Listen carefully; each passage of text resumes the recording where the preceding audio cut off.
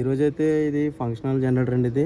ఇది ఏదో ఫంక్షన్ ఏదో 1 మంత్కి ఒకటి 2 మంత్స్కి ఒకటి 2 ఉంటాయి కాబట్టి బ్యాటరీ దిగిపోతుందని చెప్పి కస్టమర్ అయితే బ్యాటరీకి ఏదైనా సొల్యూషన్ ఉంటే చూడమన్నారు. దిక్కండా నేనైతే బ్యాటరీ ఛార్జర్ కూడా సజెషన్ ఇచ్చాను. అది ఆటోమేటిక్ ఛార్జర్ ఇచ్చాను. ఇప్పుడు దాన్ని ఎలా వేయాలి ఏంటో ఒకసారి మనం చూద్దాం.